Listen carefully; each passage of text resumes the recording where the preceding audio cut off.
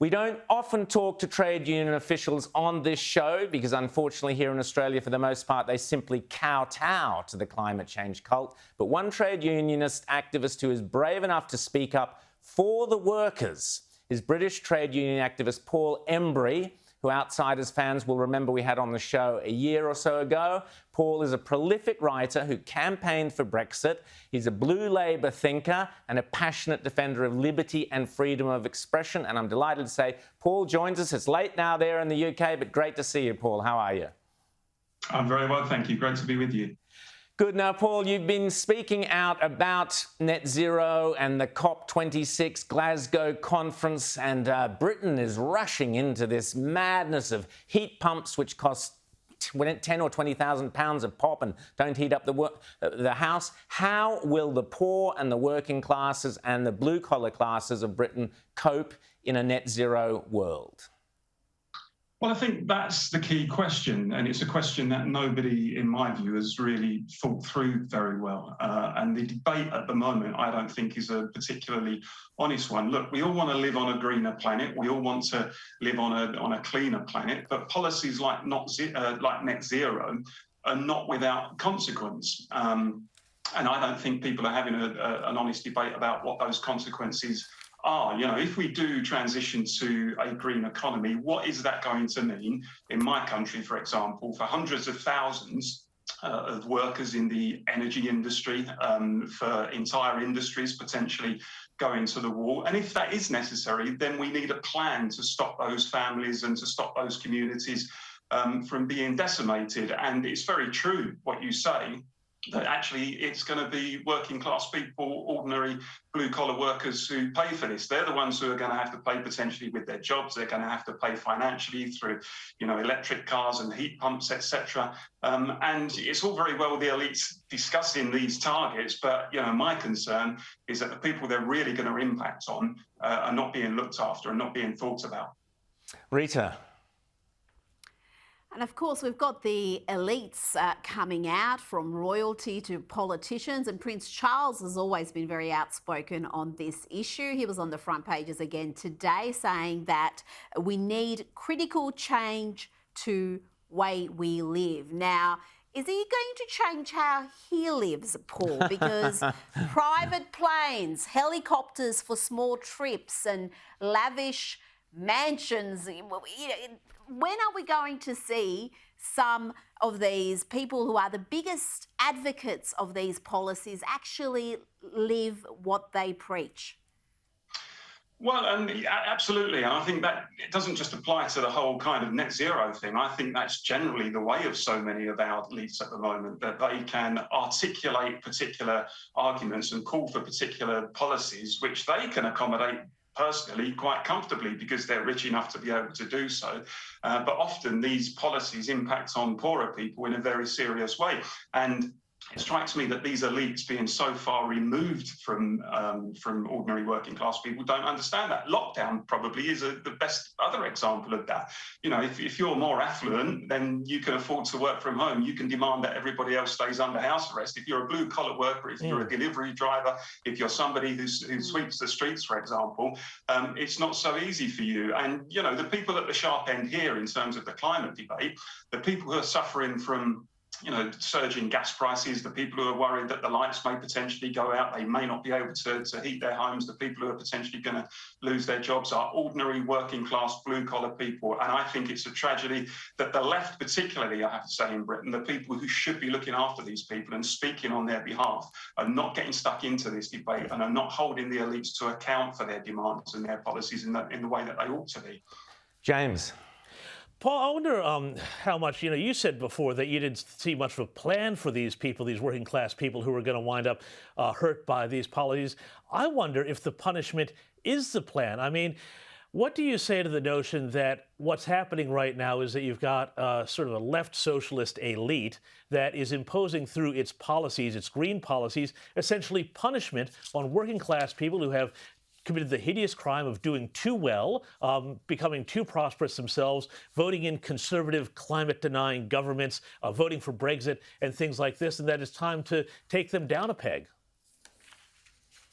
I mean, I don't know that that is genuinely part of the thinking. I mean, there's no question at all that there is amongst our liberal establishment and our liberal classes within this country a deep burning contempt for many ordinary working class people, particularly because of the Brexit vote, which they see as a backward reactionary vote, is a sign of, you know, Little Englander syndrome and national superiority and all this sort of nonsense. And that attitude, I have to say, has been prevalent in this country now for many, many years, and in many respects actually led to Brexit. So I don't see it necessarily as a punishment. I just see it as a symptom of the fact that the political class in our country, and I suspect in many Western countries as well, are just completely removed from the lives of ordinary working class people. They don't understand their everyday stresses and strains. They don't understand the financial pressures that they're under. They don't understand, you know, how much they worry about their jobs, how much they worry about their wages, etc. And they think that they can just impose these high-minded strategies without really thinking it through and having a plan. But that will come back to bite them. You know, you see, for example, the Gilets jaunes in France, you saw it with Brexit in Britain. If you treat working class people with contempt, you know, if you're treated like cattle, you're kicked back. We've seen that in Britain, and that will happen again over this unless people are listened to at that level.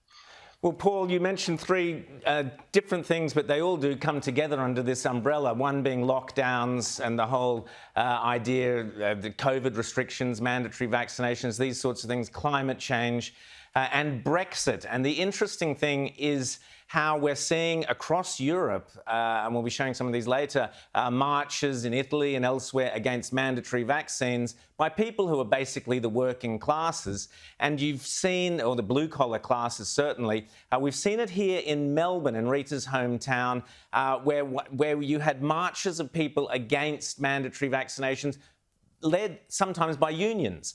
So we're actually seeing this new divide between the blue-collar people and the elites imposing all these sorts of things. But what puzzles me, Paul, is how come Britain voted for Brexit, voted to leave this kind of globalist, if you like, body, this supranational power of Europe, and yet they're replacing it basically with a Glasgow elite of a new set of climate rules and laws, which are just as oppressive as the ones they left in Europe. How do you explain this?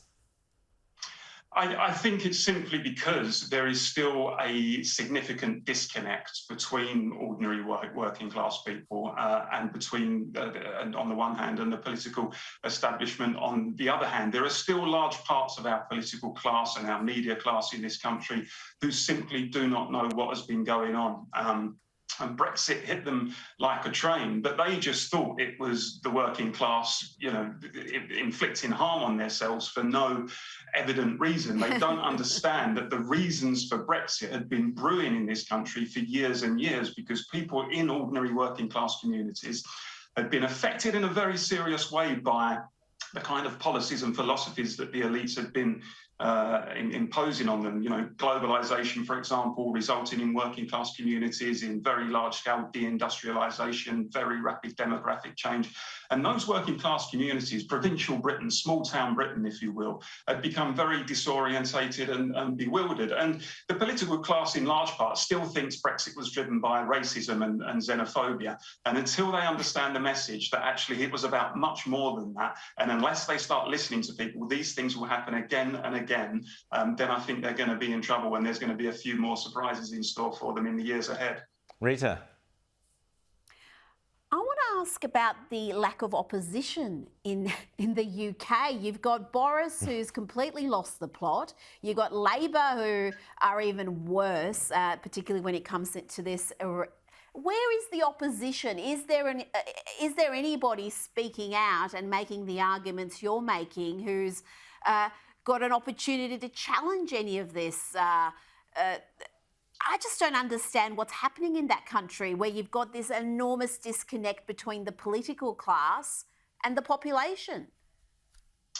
Well, I think the truth is, I mean, the positions that I articulate, I mean, as you know, I'm a Labour person, I'm a trade unionist, and the positions that I argued for 20 or 30 years ago would have been regarded as mainstream within the Labour movement in Britain, and you would have found huge chunks of the Labour movement articulating the things that I argue for. I think the problem is, if you look at the Labour Party particularly, it's gone on a path over the last 20 or 30 years where it has become very much more middle class, very much more a party based in our fashionable cities and our university towns, a party for graduates, a party for social activists and student radicals.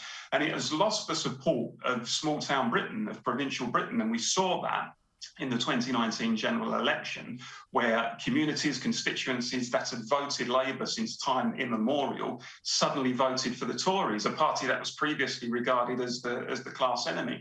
And the problem is Labour is so far down that road now, it's questionable whether it will ever win back the hearts and minds of working class people in those communities. If it ever does, then it's going to take a very, very long time. So there's been a major political realignment in Britain where the Tories have now hoovered up millions of working class votes. And the Labour Party, traditionally the party for the working class, is now seen as the party of the middle class. Now the Tories, it's questionable whether they're going to hold on to those working class votes, because I think they've done a lot of things that people in those communities are not pleased about. But we shall see. We'll see at the next election. But it's certainly true that Labour is making very, very few inroads in terms of winning those communities back. Well, Paul Embery, I mean this is the highest compliment. You're like a British Mark Latham, so that's I know you know what that means. Paul, where can people go to read your work? Because you write brilliantly. That's very kind of you to say so. I had a book published last year called Despised: Why the Modern Left Loathes the Working Class. That's available with all good booksellers. I write for the digital magazine Unheard in Britain, and I'm quite prolific on Twitter as well. So all of those places. Fantastic. Thanks, Paul, for staying up so late to chat to us, and we'll speak again soon. Thanks, mate. My pleasure. Thank you.